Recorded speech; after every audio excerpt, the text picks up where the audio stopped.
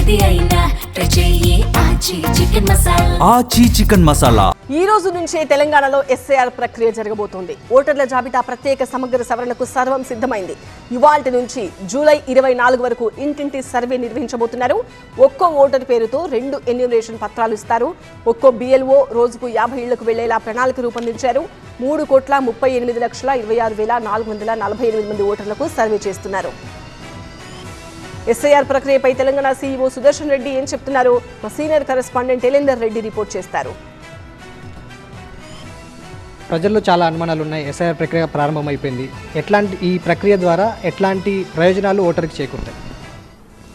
Special intensive revision already start అయిపోయింది. BLOs ఇంటింటికి ఈరోజు రావడం జరుగుతుంది. వచ్చిన బిఎల్ఓస్ ప్రతి ఇంటిని సందర్శిస్తారు. ఇంటికి వచ్చిన తర్వాత ఎన్యూమరేషన్ ఫామ్స్ 2 తీసుకొస్తారు. 2 ఫామ్స్ మీకు ఇవ్వడం జరుగుతుంది. తర్వాత ఇంటింటికి వీళ్ళు ఇచ్చిన తర్వాత మీరు చెక్ చేసుకోండి ఎన్యూమరేషన్ ఫామ్ మీద కాదా అని. మీ వచ్చిన తర్వాత మీ ఫోటో అన్ని చూసి చెక్ చేసుకున్న తర్వాత మీకు ఏదైనా డౌట్స్ ఉంటే వాళ్ళు తర్వాత కూడా మళ్ళీ వస్తారు. ఎన్యూమరేషన్ ఫామ్ ప్రతి ఒక్క కాలం ప్రతి ఒక్క పట్టికలో ఏ విధంగా ఫిల్ చేయాలని చెప్పి మీరు ఒకసారి చూసుకోండి. చూసుకున్న తర్వాత మీకు ఇంకా డౌట్స్ ఉంటే మీరు బిఎల్ఓస్ 2-3 సార్లు మీ ఇంటికి సందర్శించడం జరుగుతుంది. కాబట్టి వాళ్ళ దగ్గర ఎటువంటి డౌట్స్ ఉన్నా నివృత్తి చేసుకొని బాగా 2-3 సార్లు ఆలోచించి డీటెయిల్స్ అనేది బాగా ఫిల్ చేయాలని చెప్పి కోరుతున్నాం. ఎటువంటి సందేహాలున్నా మీరు బిఎల్ఓని అడగండి. ఎందుకంటే తప్పుడు సమాచారం ఇవ్వకూడదు.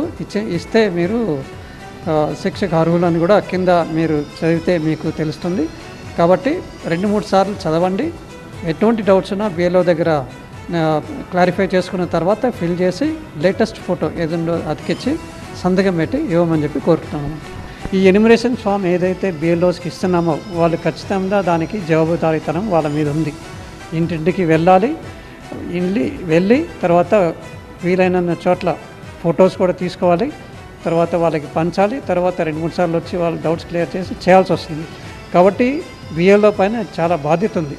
ఓటర్స్ని కొంతమందిని తీసేయాలి, కొంతమందిని మాత్రమే పెట్టుకోవాలనేది దీంట్లో ప్రసక్తి లేదు. ఎందుకంటే ప్రతి ఒక్క బిఎల్ఓకి వాళ్ళకి ఏవైతే మనం ఎన్యూమరేషన్ ఫామ్స్ డిస్ట్రిబ్యూట్ చేస్తున్నాం వాళ్ళు అకౌంట్ ఫార్ చేయాల్సి వస్తుంది. తర్వాత బిఎల్ఓస్ కొన్ని ఫామ్స్ని ఏదో మిస్యూజ్ చేయడము లేకపోతే ఫిల్ చేసి ఇచ్చినా కూడా పడేయడము అనేది ఇంపాసిబుల్. అటువంటివి చేసినా కూడా వాళ్ళు పట్టుబడతారు. దానికి సంబంధించిన పనిష్మెంట్స్ ఏమున్నాయి వాళ్ళ మీద కూడా తీసుకోవడం జరుగుతుంది. 2002లో ఓట్స్ ఉన్న వాళ్ళ పేర్లు వాళ్ళు ఇది మ్యాపింగ్లో చాలా వరకు పూర్తి చేసుకోగలరు. ఇన్ కేస్ 2002లో లేనివారు వాళ్ళ పేరు అసలు లేని పక్షంలో వాళ్ళు తర్వాత వాళ్ళ పిల్లలు ఎన్యూమరేషన్ ఫామ్స్ని కొత్తగా ఫిల్ చేయాల్సి వస్తుంది. అంటే దీనికి లింక్ లేకుండా డీటెయిల్స్ ఫిల్ చేయాల్సి వస్తుంది. ఫిల్ చేసినప్పుడు వాళ్ళ ఫోటో అన్నీ పెడతారు. కాబట్టి వాళ్ళకి నోటీస్ అనేది ఇస్తారు. నోటీస్ ఇచ్చినప్పుడు ఈ election commission of all India ఆదేశించిన 11 డాక్యుమెంట్స్లో ఏదో ఒక డాక్యుమెంట్ వాళ్ళు సమర్పించుకోవాల్సి వస్తుంది. పొలిటికల్ లీడర్లకు కావచ్చు, దీన్నే ఒక అనుమానంగా పెట్టుకున్నటువంటి ప్రజలకు మీరు ఇచ్చే సమాధానం ఏంటి సార్? ఇది స్పెషల్ ఇంటెన్సివ్ రివిజన్ అంటేనే డినోవా అంటే పూర్తిగా ఇంతకుముందు ఉన్న ఓటర్ లిస్టులో 3,38,00,000 ఏమున్నాయో అవన్నీ కూడా పక్కన పెట్టి కొత్తగా డినోవా వాళ్ళకే ఫామ్స్ ఇచ్చి ఫామ్స్ ఎవరైతే వెనక్కి వస్తాయో వాళ్ళని మాత్రమే ఓటర్ జాబితాలో తీసుకోవడం జరుగుతుంది. కాబట్టి ఇదే కంప్లీట్ ఓవర్హాల్ అనేది ఈ ప్రక్రియ ఇది. కాబట్టి ఇందులో ఓవర్హాల్ పూర్తిగా చేస్తున్నాం. కాబట్టి డెడ్, షిఫ్టెడ్, డూప్లికేట్, తర్వాత 2-3 చోట్ల ఉన్నవాళ్ళు ఇవన్నీ కూడా చాలా వరకు ఫిల్టర్ అయిపోతారు. వడపోత అనేది జరుగుతుంది.